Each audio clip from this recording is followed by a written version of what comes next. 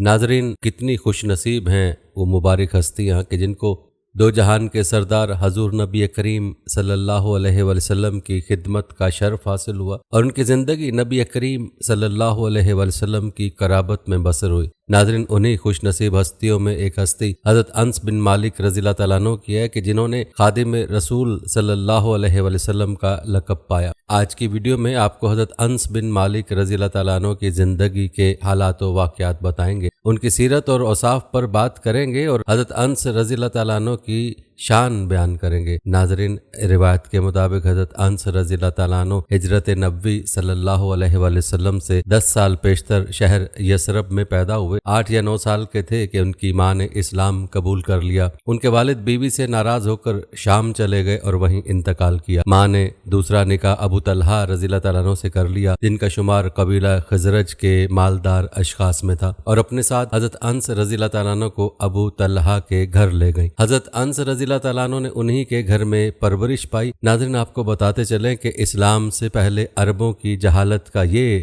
نقشہ تھا کہ باپ یعنی ابو طلحہ کی صحبت میں جب بادہ و جام کا دور چلتا تو بیٹا یعنی انس ساقی گری کرتا، وہ پہلے دوسروں کو پلاتے اور بعد میں خود پیتے تھے، اور اس 10 سالہ بچے کو روکنے والا کوئی نہ تھا۔ مسند احمد میں روایت بتاتے ہیں کہ حضرت انس رضی اللہ تعالیٰ عنہ کا نام ان کے چچا انس بن نضر کے نام پر رکھا گیا، لیکن کنیت نہ تھی۔ وہ حضرت صلی اللہ علیہ وسلم نے تجویز فرمائی۔ انس رضی اللہ تعالیٰ عنہ ایک خاص قسم کی سبزی جس کا نام حمزہ تھا چنا کرتے تھے۔ حضرت صلی اللہ علیہ وسلم نے اسی مناسبت سے ان کی کنیت ابو حمزہ پسند فرمائی۔ ناظرین، روایت میں یہ بتاتی ہیں کہ حضرت انس رضی اللہ تعالیٰ عنہ کی عمر 8-9 سال کی تھی کہ مدینہ میں اسلام کی صدا بلند ہوئی۔ بنو نجار نے قبول اسلام میں جو پیش دستی کی تھی، اس کا اثر یہ تھا کہ اس قبیلے کے اکثر افراد حضرت صلی اللہ علیہ وسلم کے یثرب تشریف لانے سے قبل توحید و رسالت کے علم بردار ہو چکے تھے۔ حضرت انس رضی اللہ تعالیٰ عنہ کی والدہ ام سلیم رضی اللہ تعالیٰ عنہ نے بھی عقبہ ثانیہ سے پیشتر دین اسلام اختیار کر لیا تھا، اور جیسا کہ پہلے بھی ذکر ہو چکا ہے کہ ان کے والد بت پرست تھے، وہ بیوی کے اسلام پر برہم ہو کر شام چلے گئے تھے۔ ادھر ام سلیم نے ابو طلحہ سے اس شرط پر نکاح کر لیا کہ وہ بھی مذہب اسلام قبول کریں، چنانچہ وہ مسلمان ہو چکے تھے، اور عقبہ ثانیہ میں حضرت صلی اللہ علیہ وسلم کے دست حق پر مکہ جا کر بیعت کی تھی۔ اس طرح حضرت انس رضی اللہ تعالیٰ عنہ کا پورا گھر نور ایمان سے منور تھا۔ ان کی جنتی ماں ام سلیم شمع اسلام کی پروانہ تھی۔ ان کے محترم باپ حضرت ابو طلحہ رضی اللہ تعالیٰ عنہ دین حنیف کے ایک پرجوش فدائی تھے۔ بیٹے نے انہی والدین کی آغوش محبت میں تربیت پائی اور کم عمری میں مسلمان ہوا۔ ناظرین، اب بات کرتے ہیں حضرت انس بن مالک رضی اللہ تعالیٰ عنہ کے نام و نسب اور ابتدائی حالات کی۔ آپ کو بتاتے چلیں کہ آپ رضی اللہ تعالیٰ عنہ کا نام انس، ابو حمزہ آپ کی کنیت، خادم رسول اللہ آپ کا لقب تھا، اور آپ رضی اللہ تعالیٰ عنہ کا تعلق قبیلہ نجار سے تھا جو انصار مدینہ کا معزز ترین خاندان تھا۔ آپ رضی اللہ تعالیٰ عنہ کا نسب نامہ یوں بیان کیا جاتا ہے کہ انس بن مالک بن نضر بن زمزم بن زید بن حرام بن جم بن عامر بن غنم بن عدی بن نجار۔ آپ رضی اللہ تعالیٰ عنہ کی والدہ ماجدہ کا نام حضرت ام سلیم سہلہ بنت لمحان انصاریہ ہے، جن کا سلسلہ نسب 3 واسطوں سے حضرت انس رضی اللہ تعالیٰ عنہ کے آبائی سلسلے میں مل جاتا ہے، اور رشتے میں وہ حضرت صلی اللہ علیہ وسلم کی خالہ تھیں۔ ناظرین، روایت بتاتے کہ حضرت انس رضی اللہ تعالیٰ عنہ کی 10 سال کی عمر ہوگی کہ وہ یوم مسعود آیا، جس کے انتظار میں اہل یثرب نے مہینوں راتیں کاٹی تھیں۔ یعنی رسول اللہ صلی اللہ علیہ وسلم یثرب تشریف لائے اور شہر یثرب کو مدینہ النبی ہونے کا شرف عطا فرمایا۔ حضرت انس رضی اللہ تعالیٰ عنہ گو اس وقت کم عمر تھے لیکن پرجوش تھے۔ جس ساعت سعید میں مدینہ طیبہ کا افق آفتاب نبوت کی نورانی شعاؤں سے منور ہو رہا تھا، حضرت انس اور بہت سے کم سن لڑکے جا رسول اللہ صلی اللہ علیہ وسلم کا مجدہ اہل یثرب کو سنا رہے تھے، اور نہایت جوش میں خوشی خوشی شہر کا گشت لگا رہے تھے۔ محمد آ گئے کی آواز کان میں آتی، مڑ کر دیکھتے کہ شاید کاروان محمد منزل مقصود پر خیمہ زن ہوا ہے، لیکن گرد کے سوا کچھ نظر نہ آتا۔ اتنے میں گرد ہٹی اور نہایت شوکت و شان سے نبوت کا چاند نمودار ہوا۔ حضرت انس رضی اللہ تعالیٰ عنہ کی عقیدت مند نگاہ رخ انور پر پڑی اور تصدیق قلبی اور اقرار لسانی نے صحابیت کا ممتاز شرف بارگاہ نبوت سے حاصل کیا۔ ناظرین، روایت بتاتی ہیں کہ جیسے ہی حضرت صلی اللہ علیہ وآلہ وسلم نے مدینہ میں اقامت فرمائی تو حضرت ابو طلحہ رضی اللہ تعالیٰ عنہ حضرت انس رضی اللہ تعالیٰ عنہ کو لے کر خدمت اقدس میں حاضر ہوئے اور درخواست کی کہ انس کو اپنی غلامی میں لے لیجئے۔ حضرت صلی اللہ علیہ وآلہ وسلم نے منظور فرمایا اور حضرت انس رضی اللہ تعالیٰ عنہ خادمان خاص کے زمرہ میں داخل ہو گئے، اور حضرت انس نے حضرت صلی اللہ علیہ وسلم کی وفات تک اپنے فرض کو نہایت خوبی سے انجام دیا۔ وہ کم و بیش 10 برس نبی کریم صلی اللہ علیہ وسلم کی خدمت کرتے رہے اور ہمیشہ اس شرف پر ان کو ناز رہا۔ آپ رضی اللہ تعالیٰ عنہ کا معمول تھا کہ فجر کی نماز سے پیشتر در اقدس پر حاضر ہو جاتے اور دوپہر کو اپنے گھر واپس آتے، دوسرے وقت پھر حاضر ہوتے اور عصر تک رہتے، نماز عصر پڑھ کر اپنے گھر کا رخ کرتے تھے۔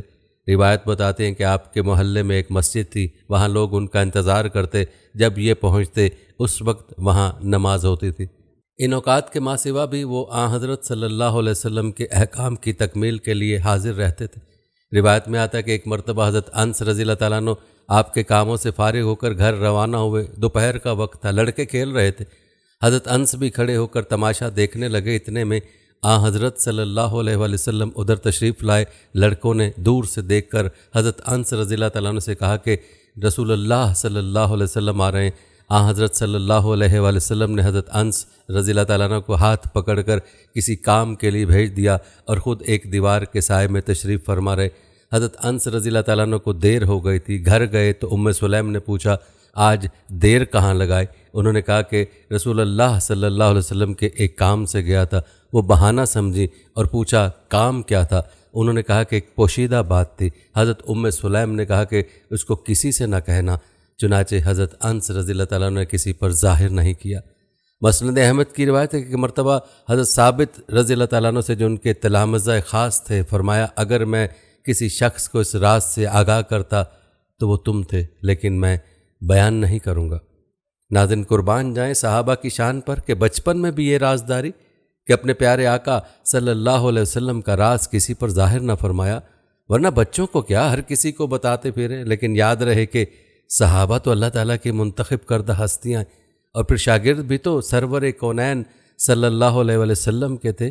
روایت کے مطابق حضرت انس رضی اللہ تعالیٰ عنہ ہمیشہ حضرت صلی اللہ علیہ وآلہ وسلم کے ساتھ رہتے تھے۔ سفر و حضر اور خلوت و جلوت کے ان کے لیے کوئی تخصیص نہ تھی، اور نزول حجاب سے پہلے وہ حضرت صلی اللہ علیہ وآلہ وسلم کے گھر میں آزادی کے ساتھ آتے جاتے تھے۔ ایک دن نماز فجر سے قبل حضرت صلی اللہ علیہ وسلم نے فرمایا آج روزے کا ارادہ ہے، مجھے کچھ کھلا دو۔ حضرت انس رضی اللہ تعالیٰ عنہ جلدی سے اٹھے اور کچھ خورمے اور پانی لے کر حاضر ہوئے۔ حضرت صلی اللہ علیہ وآلہ وسلم نے سحری کھائی اور پھر نماز فجر کے لیے تیار ہوئے۔ ناظرین، روایت میں آتا ہے کہ خیبر میں داخلے کے وقت جبکہ نبوت کا جاہ و جلال فاتح کی شان و شوکت رکھتا تھا، حضرت انس رضی اللہ تعالیٰ عنہ کے قدم حضرت صلی اللہ علیہ وآلہ وسلم کے قدم کو چھو گئے، جس سے ازار مبارک کھسک گیا، اور حضرت صلی اللہ علیہ وآلہ وسلم کی زانوئے مقدس کی سفیدی لوگوں کو نظر آ گئی، لیکن حضور صلی اللہ علیہ وسلم نے کچھ خیال نہ فرمایا اور حضرت انس رضی اللہ تعالیٰ عنہ کی اس خطا سے درگزر کی۔ ناظرین، روایت بتاتے ہیں کہ حضرت انس رضی اللہ تعالیٰ عنہ حضرت صلی اللہ علیہ وآلہ وسلم کے تمام کام نہایت مستعدی اور تندہی سے بجا لاتے اور اپنی فرما برداری سے حضور صلی اللہ علیہ وآلہ وسلم کو خوش رکھتے تھے۔ فرماتے ہیں کہ میں نے 10 برس حضرت صلی اللہ علیہ وآلہ وسلم کی خدمت کی، لیکن اس مدت میں آپ کبھی خفا نہ ہوئے اور نہ کبھی کسی کام کی نسبت یہ فرمایا کہ اب تک کیوں نہ ہوا۔ حضرت صلی اللہ علیہ وآلہ وسلم کو ان سے خاص محبت ہو گئی تھی، ان کو بیٹا اور کبھی کبھی پیار میں انیس کہہ کر مخاطب فرماتے تھے۔ اکثر ان کے گھر تشریف لے جاتے، چھوارے نوش فرماتے، کھانا موجود ہوتا تو کھانا تناول فرماتے، دوپہر کا وقت ہوتا تو آرام کرتے، نماز پڑھتے اور حضرت انس رضی اللہ تعالیٰ عنہ کے لیے دعا فرماتے۔ یاد رہے کہ حضرت انس رضی اللہ تعالیٰ عنہ کی ماں حضرت سلیم حضرت صلی اللہ علیہ وآلہ وسلم کے رشتے میں خالہ تھیں۔ وہ حضرت صلی اللہ علیہ وآلہ وسلم سے بہت محبت کرتی تھیں، اور حضرت صلی اللہ علیہ وآلہ وسلم کو بھی ان کا حد درجے خیال تھا۔ غزوہ خیبر میں صفیہ رضی اللہ تعالیٰ عنہ اسیر ہو کر آئیں، اور حضرت صلی اللہ علیہ وآلہ وسلم نے نکاح کا خیال ظاہر فرمایا تو حضرت سلیم کے پاس بھیج دیا۔ سلیم نے شادی کا سامان کیا اور حضرت صفیہ کو دلہن بنا کر شب کو حضرت صلی اللہ علیہ وآلہ وسلم کے خیمہ اطہر میں پہنچایا۔ اسی طرح جب حضرت صلی اللہ علیہ وآلہ وسلم نے حضرت زینب سے عقد کیا تو سلیم نے ایک لگن میں ملیدہ بنا کر حضرت صلی اللہ علیہ وآلہ وسلم کی خدمت میں بھیجا۔ آپ صلی اللہ علیہ وآلہ وسلم نے صحابہ کو طلب فرمایا اور ایک مختصر سا جلسہ دعوت ترتیب دیا۔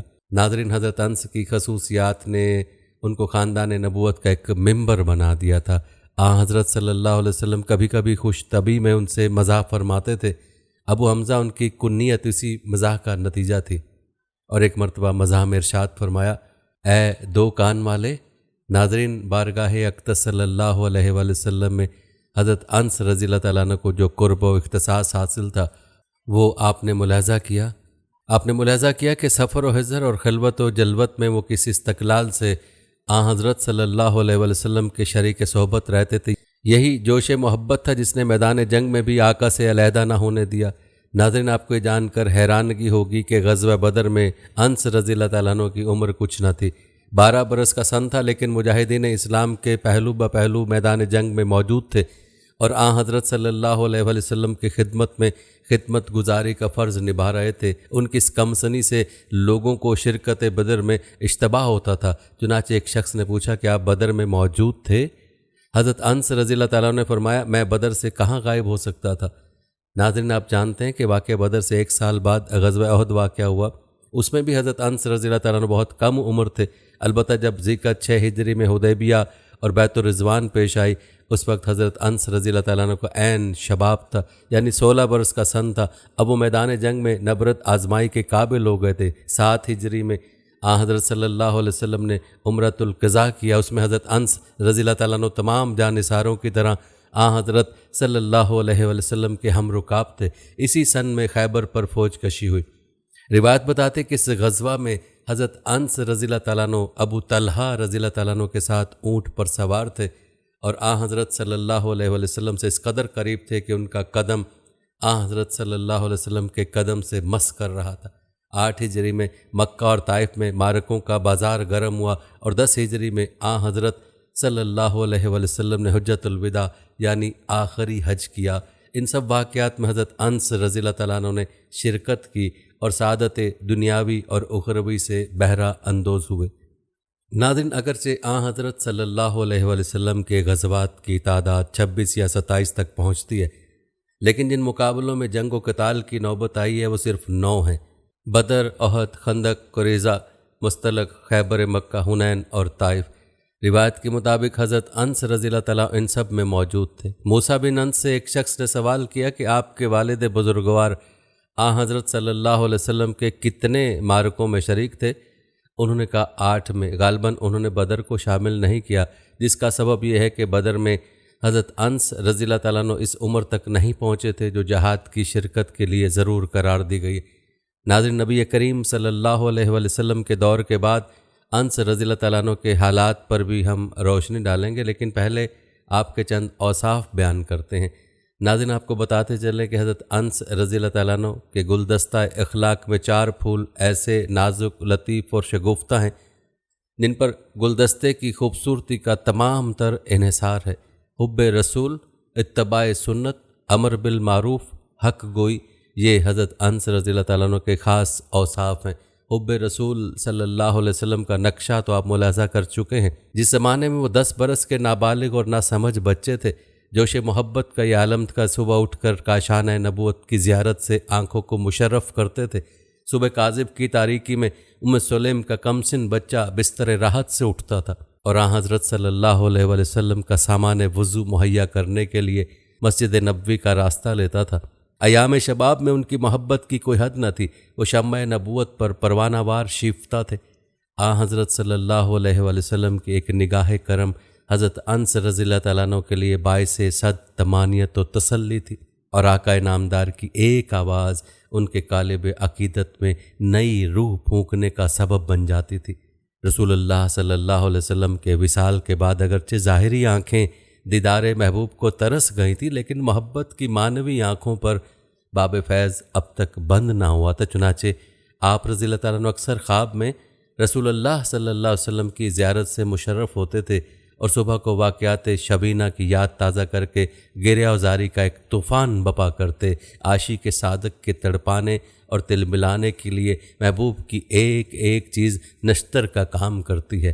حضرت انس بن مالک کے بئی نہیں یہی حال تھا۔ وہ محبوب دو عالم کا ذکر کرتے تھے اور فرتے جذبات سے بے قرار ہو جاتے تھے۔ ایک دن حضرت صلی اللہ علیہ وسلم کا حلیہ مبارک بیان کر رہے تھے۔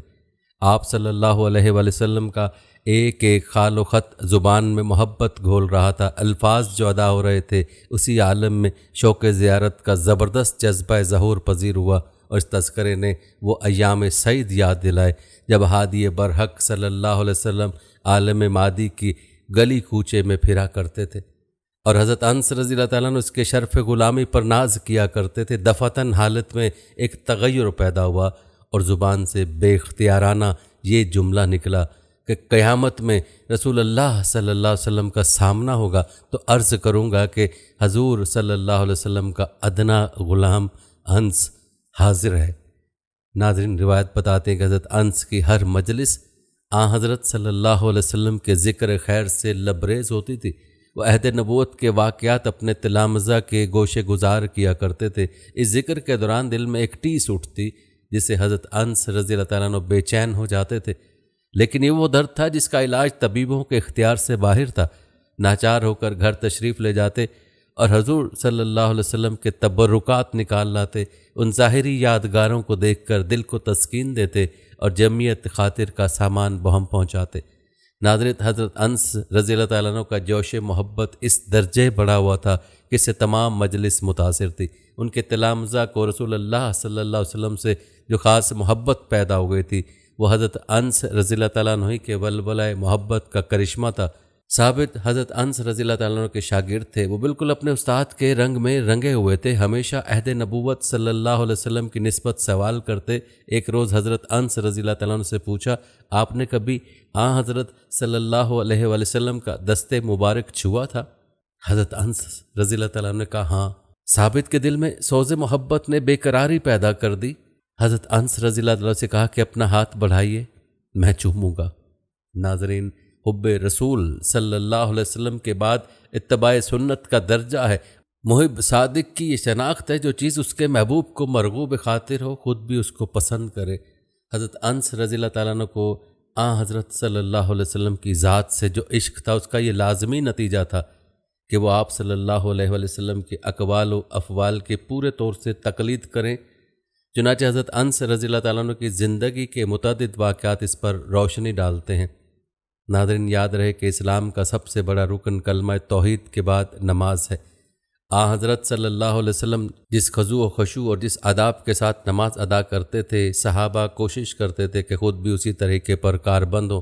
چنانچہ متعدد صحابہ حضرت صلی اللہ علیہ وآلہ وسلم کی نماز سے ملتی جلتی نماز پڑھتے تھے، لیکن حضرت انس رضی اللہ تعالیٰ نے آپ کے طرز و طریقے سے جو مشابہت اختیار کی تھی وہ ایک چراغ ہدایت تھا جو نبوت کے قلب مبارک سے حضرت انس رضی اللہ تعالیٰ عنہ کے قلب مصفہ میں روشن ہوا تھا۔ حضرت ابو ہریرہ نے حضرت انس کو نماز پڑھتے ہوئے دیکھا تو کہا کہ میں نے ابن ام سلیم یعنی انس سے بڑھ کر کسی کو حضرت صلی اللہ علیہ وآلہ وسلم کے مشابہ نماز پڑھتے ہوئے نہیں دیکھا۔ نماز کے ماں سوا حضرت صلی اللہ علیہ وسلم کا ہر قول ہر فعل صحابہ کی نگاہ میں تھا۔ حضرت انس نے 10 سال حضرت صلی اللہ علیہ وسلم کی خدمت انجام دی تھی اور ہمیشہ ہی ساتھ رہے تھے۔ ایسی حالت میں رسول اللہ صلی اللہ علیہ وسلم کا کوئی عمل ایسا نہ تھا جو حضرت انس سے مخفی رہ سکتا۔ حضرت صلی اللہ علیہ وآلہ وسلم جو کچھ ارشاد فرماتے یا اپنے طریقے عمل سے کسی امر کو ثابت کرتے تو حضرت انس رضی اللہ تعالیٰ نے اس کو اپنے حافظے کے سپرد کر دیتے تھے۔ جب اس قسم کی کوئی صورت پیش آتی تو قوت حافظہ سے اپنی امانت طلب کرتے اور اس پر اس کو منطبق کرتے تھے۔ روایت بتاتے ہیں کہ خلیفہ دمشق نے حضرت انس رضی اللہ تعالیٰ عنہ کو شام میں طلب کیا تھا۔ وہاں سے واپسی کے وقت عین التمر میں قیام کرنا چاہا۔ شاگردوں اور جانثاروں کو آمد کی خبر پہلے سے معلوم ہو چکی تھی اور وہ لوگ عین التمر میں موجود تھے۔ آبادی سے باہر ایک میدان پڑتا ہے، حضرت انس رضی اللہ تعالیٰ عنہ کا اونٹ اسی طرف سے آ رہا تھا۔ نماز کا وقت تھا اور حضرت انس رضی اللہ تعالیٰ عنہ چوپائے کی پیٹھ پر خالق دو جہاں کی حمد و ستائش کر رہے تھے، لیکن اونٹ قبلہ رخ نہ تھا تلامزہ نے تو استجاب کے لہجے میں پوچھا کہ آپ کس طرح نماز پڑھ رہے ہیں؟ حضرت انس رضی اللہ تعالیٰ نے فرمایا کہ اگر میں نے حضرت صلی اللہ علیہ وآلہ وسلم کو اس طرح نماز پڑھتے ہوئے نہ دیکھا ہوتا تو میں کبھی نہ پڑھتا۔ ناظرین، یہ آپ رضی اللہ تعالیٰ عنہ کی نبی کریم صلی اللہ علیہ وسلم کے ساتھ قربت اور صحبت کا اثر تھا کہ جتنا قریب سے آپ نے نبی کریم صلی اللہ علیہ وآلہ وسلم کو ہر عمل کو دیکھا، اتنا کوئی اور صحابی نہیں دیکھ سکا۔ روایت ہے کہ ابراہیم بن ربیعہ حضرت انس کے حضور میں آئے، نماز کا وقت تھا، حضرت انس رضی اللہ تعالیٰ عنہ ایک کپڑا باندھے اور اسی کو اوڑھے یاد الہی میں مصروف تھے اور ایک چادر پاس رکھی ہوئی تھی۔ نماز سے فارغ ہوئے تو ابراہیم نے پوچھا، آپ ایک کپڑے میں نماز پڑھتے ہیں؟ حضرت انس رضی اللہ تعالیٰ نے فرمایا، ہاں، میں نے اس طرح حضرت صلی اللہ علیہ وآلہ وسلم کو نماز پڑھتے دیکھا تھا۔ حضرت صلی اللہ علیہ وآلہ وسلم نے اپنی حیات اقدس میں سب سے اخیر نماز جو حضرت ابو بکر رضی اللہ تعالیٰ عنہ کے پیچھے پڑھی تھی، ایک کپڑے میں ادا فرمائی تھی۔ ناظرین، یاد رہے کہ حضرت صلی اللہ علیہ وآلہ وسلم کی حیات طیبہ کا ہر نقش حضرت انس رضی اللہ تعالیٰ عنہ کے لیے چراغ ہدایت تھا۔ وہ اسی کی روشنی میں شاہراہ عمل پر قدم رکھتے تھے۔ فرائض سے اتر کر واجبات و سنن تک میں بھی آپ کا اسوہ پیش نظر رہتا تھا۔ قربانی ہر صاحب استطاعت پر ضروری ہے۔ حضرت انس رضی اللہ تعالیٰ عنہ رئیس اعظم تھے، جس قدر جانور چاہتے ذبح کر سکتے تھے، لیکن خیر القرون میں مطابعت رسول اللہ صلی اللہ علیہ وسلم کا درجہ نام و نمود سے بالا تر تھا۔ وہاں قربانی شہرت کے لیے نہیں بلکہ ثواب کے لیے ہوتی تھی۔ حضرت صلی اللہ علیہ وسلم نے 2 جانور قربانی کی تھی، اس لیے حضرت انس رضی اللہ تعالیٰ عنہ بھی 2 ہی کرتے تھے۔ روایت بتاتی کہ حضرت انس رضی اللہ تعالیٰ عنہ کے بچپن میں حضرت صلی اللہ علیہ وآلہ وسلم کا گزر لڑکوں کی طرف ہوا تو آپ صلی اللہ علیہ وسلم نے ان سے السلام علیکم فرمایا تھا۔ اس لیے حضرت انس رضی اللہ تعالیٰ عنہ ضعف پیری میں بھی بچوں سے سلام میں سبقت کرتے تھے۔ ناظرین، روایت بتاتے کہ اظہار حق گوئی اور حق پسندی حضرت انس رضی اللہ تعالیٰ عنہ کی نمایاں اوصاف ہیں۔ خلافت شیخین کے بعد ایسے نوجوان جو اسلامی تعلیم سے بیگانہ تھے حکومت کے ذمہ دار عہدوں پر مقرر ہوئے، اس لیے بیشتر اوقات ان سے ایسے افعال سرزد ہو جاتے تھے جو قرآن و حدیث کے بالکل خلاف تھے۔ اصحاب رسول صلی اللہ علیہ وسلم نے جنہوں نے اپنی جان بیچ کر اسلام کا سودا کیا تھا، اس طرز کو گوارا نہ کر سکے تھے اور ان کے جوش ایمانی میں ایک ہیجان پیدا ہوتا تھا اور وہ ملامت کرنے والوں کی ملامت کی پرواہ کیے بغیر اظہار حق پر آمادہ ہو جاتے تھے۔ حضرت انس رضی اللہ تعالیٰ عنہ حضرت صلی اللہ علیہ وآلہ وسلم کے بعد زمانہ دراز تک بقید حیات رہے۔ بڑے بڑے جبار اور قہار عمرہ سے ان کو سابقہ پڑا جو بالاعلان احکام شریعت کی خلاف ورزی کرتے تھے۔ حضرت انس رضی اللہ تعالیٰ عنہ سنت نبوی صلی اللہ علیہ وسلم کو پامال دیکھ کر آپے سے باہر ہو جاتے تھے اور مجمع عام میں ایسے عمرہ کو تنبیہ کرتے تھے۔ ناظرین، روایت میں آتا ہے کہ عبید اللہ بن زیاد یزید کی طرف سے عراق کا گورنر تھا۔ حضرت امام حسین رضی اللہ تعالیٰ عنہ کے سر مبارک کو تشت میں رکھوا کر اپنے سامنے منگایا۔ اس کے ہاتھ میں چھڑی تھی، اس کو آنکھ پر مار کر آپ کے حسن کی نسبت ناملائم الفاظ استعمال کیے۔ حضرت انس رضی اللہ تعالیٰ سے نہ دیکھا گیا۔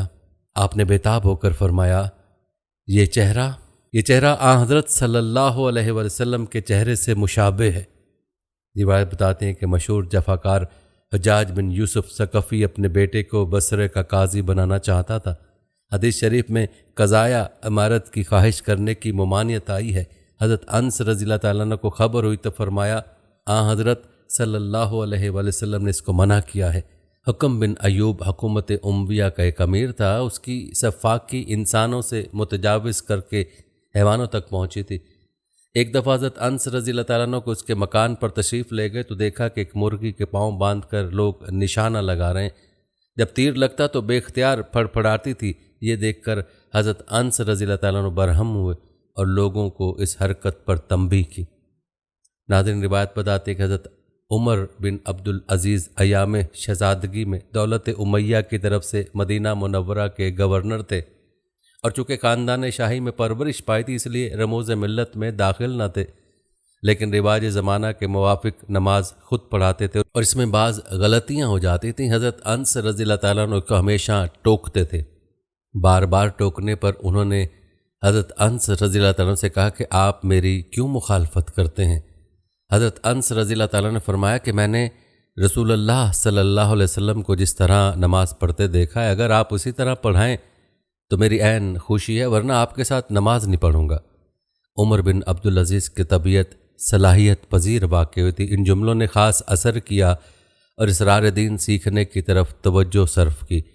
حضرت انس رضی اللہ تعالیٰ عنہ سے زیادہ اس کام کے لیے اور کون موضوع ہو سکتا تھا؟ چنانچہ کچھ دنوں ان کی صحبت و تعلم کے اثر سے ایسی معتدل نماز پڑھانے لگے کہ ان کے قیاد و قیام کی موزونیت دیکھ کر حضرت انس رضی اللہ تعالیٰ عنہ کو بھی اعتراف کرنا پڑا کہ اس لڑکے سے زیادہ کسی شخص کی نماز حضرت صلی اللہ علیہ وسلم کی نماز سے مشابہ نہیں ہے۔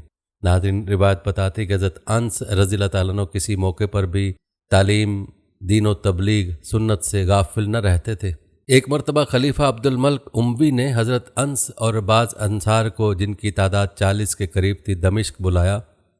وہاں سے واپسی کے وقت فجر الناقہ پہنچ کر عصر کا وقت آیا۔ چونکہ سفر ابھی ختم نہ ہوا تھا، اس لیے حضرت انس رضی اللہ تعالیٰ نے 2 رکعت نماز پڑھائی اور اپنے خیمہ میں تشریف لے گئے۔ باقی تمام آدمیوں نے 2 اور بڑھا کر 4 رکعتیں پوری کیں۔ حضرت انس رضی اللہ تعالیٰ عنہ کو معلوم ہوا تو نہایت برہم ہوئے، فرمایا کہ جب خدا نے اس کی اجازت دی ہے تو لوگ اس رعایت سے کیوں فائدہ نہیں اٹھاتے؟ میں نے یہاں حضرت صلی اللہ علیہ وسلم سے سنا ہے کہ ایک زمانے میں لوگ دین میں بال کی کھال نکالیں گے اور تعمیق سے کام لیں گے، لیکن حقیقت میں وہ بالکل کورے رہیں گے۔ اسی طرح کی روایت ہے کہ ایک مرتبہ کچھ لوگ نماز ظہر پڑھ کر حضرت انس رضی اللہ تعالیٰ عنہ کی ملاقات کو آئے۔ انہوں نے کنیز سے وضو کے لیے پانی مانگا۔ لوگوں نے کہا کس وقت کی نماز کی تیاری ہے؟ فرمایا عصر کی۔ حاضرین میں سے ایک شخص بولا کہ ہم تو ابھی ظہر پڑھ کر آ رہے ہیں۔ عمرہ کی سہل انگاری اور عوام کی غفلت دینی دیکھ کر حضرت انس رضی اللہ تعالیٰ عنہ کو سخت غصہ آیا اور ان سے خطاب کر کے فرمایا وہ منافق کی نماز ہوتی ہے کہ آدمی بیکار بیٹھا رہتا ہے، نماز کے لیے نہیں اٹھتا، جب آفتاب غروب ہونے کے قریب آتا ہے تو جلدی سے اٹھ کر مرغ کی طرح 4 چونچے مار لیتا ہے، جس میں یاد الہی کا بہت تھوڑا حصہ ہوتا ہے۔ ناظرین، حق گوئی کے بعد امر بالمعروف کا رتبہ ہے۔ قرآن مجید میں جہاں پیروان دین کی مدح سرائی کی گئی ہے، امر بالمعروف کو امت اسلامیہ کے خیر الامم ہونے پر سب سے پہلے بطور استشہاد پیش کیا۔ حضرت انس رضی اللہ تعالیٰ عنہ میں یہ وصف خاص طور پر پایا جاتا تھا۔ روایت بتاتی کہ عبید اللہ بن زیاد کی مجلس میں ایک مرتبہ حوض کوثر کا ذکر آیا، اس نے اس کے وجود کی نسبت شک ظاہر کیا۔ حضرت انس رضی اللہ تعالیٰ عنہ کو اس کی خبر ہوئی تو لوگوں سے فرمایا کہ اسے میں جا کر سمجھاؤں گا، اور عبید اللہ کے ایوان عمارت میں جا کر فرمایا تمہارے ہاں حوض کوثر کا ذکر ہوا؟ تو اس نے کہا جی ہاں، کیا حضرت صلی اللہ علیہ وسلم نے اس کے متعلق کچھ فرمایا ہے؟ حضرت انس رضی اللہ تعالیٰ نے حوض کوثر کے متعلق حدیث پڑھی اور مکان واپس تشریف لیا۔ اسی طرح کی ایک روایت ہے کہ ایک انصاری سردار کے متعلق مصعب بن زبیر کو کچھ اطلاع ملی، غالباً سازش کی خبر۔ اس نے انصار کو اس جرم میں ماخوذ کرنا چاہا۔ لوگوں نے حضرت انس رضی اللہ تعالیٰ کو خبر کی، وہ سیدھے دارالامارت پہنچے۔ امیر تخت پر بیٹھا تھا۔ حضرت انس رضی اللہ تعالیٰ نے اس کے سامنے جا کر یہ حدیث سنائی کہ حضرت صلی اللہ علیہ وسلم نے انصار کے عمرہ کو یہ وصیت کی ہے کہ ان کے ساتھ خاص رعایت کی جائے، ان کے اچھوں سے سلوک کا برتاؤ اور بروں سے درگزر کا برتاؤ کرنا چاہیے۔ اس حدیث کا مصعب پر اس قدر اثر ہوا کہ تخت سے اتر گیا اور فرش پر اپنا رخسار رکھ کر کہا حضرت صلی اللہ علیہ وسلم کا فرمان سر آنکھوں پر، میں ان کو چھوڑتا ہوں۔ ناظرین، روایت بتاتی ہیں کہ حضرت صلی اللہ علیہ وسلم کے بعد حضرت ابو بکر رضی اللہ تعالیٰ عنہ خلیفہ ہوئے تو انہوں نے حضرت انس رضی اللہ تعالیٰ عنہ کو بحرین میں صدقات کا افسر بنانا چاہا۔ پہلے حضرت عمر رضی اللہ تعالیٰ عنہ سے مشورہ کیا۔ انہوں نے کہا کہ انس بہت ہوشیار شخص ہیں، آپ نے جو خدمت ان کے لیے تجویز کی ہے میں اس کی تائید کرتا ہوں۔ چنانچہ حضرت انس رضی اللہ تعالیٰ عنہ کو بارگاہ خلافت میں طلب کیا اور بحرین کا عامل بنا کر بھیجا۔ روایت بتاتی کہ حضرت عمر رضی اللہ تعالیٰ عنہ نے اپنے عہد خلافت میں حضرت انس رضی اللہ تعالیٰ عنہ کو تعلیم فقہ کے لیے ایک جماعت کے ساتھ بصرہ روانہ کیا۔ اس جماعت میں تقریباً 10 اشخاص تھے۔ حضرت انس رضی اللہ تعالیٰ عنہ نے مستقل طور سے بصرہ میں سکونت اختیار کی اور زندگی کا بقیہ حصہ یہیں بسر کیا۔ ان مشاغل کے ماں سوا اس عہد کے تمام لڑائیوں میں حضرت انس نے خصوصیت سے حصہ لیا ہے۔ عجم کی فتوحات میں واقعہ تستر خاص اہمیت رکھتا ہے۔ روایت کے مطابق حضرت انس اس معرکے میں پیدل فوج کے افسر اعلیٰ تھے۔ شہر فتح ہونے کے بعد سپہ سالار عساکر عجم، جس کا نام ہرمزان تھا اور ایران کے شاہی خاندان سے تعلق رکھتا تھا، ماں اپنے اہل و عیال کے قید ہو کر اسلامی سپہ سالار اعظم حضرت ابو موسیٰ اشعری کے روبرو حاضر کیا گیا۔ حضرت ابو موسیٰ نے ہرمزان کو حضرت انس رضی اللہ تعالیٰ عنہ کی ہمراہ بارگاہ خلافت میں روانہ کیا اور 300 سپاہیوں کا ایک دستہ ہرمزان کی حفاظت کے لیے حضرت انس رضی اللہ تعالیٰ عنہ کی ماتحتی میں دیا۔ حضرت انس رضی اللہ تعالیٰ عنہ مدینہ منورہ پہنچے اور اپنے مقدس وطن کی زیارت سے محبت کی آنکھیں روشن کی۔ کچھ دنوں مدینہ منورہ میں ٹھہر کر بصرہ واپس ہوئے۔ ذی الحج 23 ہجری میں حضرت عمر رضی اللہ تعالیٰ عنہ نے شہادت حاصل کی اور حضرت عثمان رضی اللہ تعالیٰ عنہ مسند آرائے خلافت ہوئے۔ ان کی خلافت کا ابتدائی زمانہ نہایت پرامن تھا، لیکن کچھ دنوں کے بعد حالات نے نہایت خوفناک صورت اختیار کر لی اور فتنوں کا دروازہ دفتن کھل گیا۔ آفاق عالم سے مفسدین اٹھ کھڑے ہوئے، جہاں بجا باغیانہ تحریکیں نشوونما پانے لگیں۔ ملک کے ہر گوشے میں فتنہ و فساد کی آگ مشتعل ہوئی اور فسادیوں نے دارالخلافت مدینہ منورہ کا رخ کیا، لیکن اس وقت اسلامی مملکت کے مختلف حصوں میں بہت سی ایسی شخصیتیں موجود تھیں جو ظلم کی طاقت سے مروب نہیں ہوتے تھے۔ چنانچہ جب عثمان رضی اللہ تعالیٰ عنہ کے صدائے حق دارالخلافہ کے ایک مقدس گوشے سے بلند ہوئی تو سب سے پہلے ان حاملان صداقت نے اسے سنا اور حمایت حق پر کمر ہمت باندھ کر اٹھ کھڑے ہوئے۔ سلطنت اسلامیہ کے ہر حصے میں ان بزرگوں کا وجود تھا۔ بصرہ بھی، جو عراق عرب کا صدر مقام تھا، ان بزرگوں سے خالی نہ تھا۔ چنانچہ جب بصرہ میں ان ہولناک واقعات کی خبر پہنچی تو حضرت انس بن مالک، حضرت عمران بن حسین اور دوسرے بزرگوار نصرت دین اور تائید اسلام کے لیے مستعد ہو گئے اور اپنی پرجوش تقریروں سے تمام شہر میں آگ لگا دی، لیکن امداد پہنچنے بھی نہ پائی تھی کہ خلیفہ اسلام حضرت عثمان غنی رضی اللہ تعالیٰ عنہ شہید ہو چکے تھے۔ ناظرین، حضرت عثمان رضی اللہ تعالیٰ عنہ کے بعد حضرت علی کرم اللہ وجہہ نے مسند خلافت کو اپنے جلوس سے زینت بخشی۔ خلافت کو 6 ماہ بھی نہ گزرے تھے کہ ایک عظیم الشان فتنے نے بصرہ سے سر اٹھایا، جس کی لپیٹ میں صحابہ بھی آ گئے۔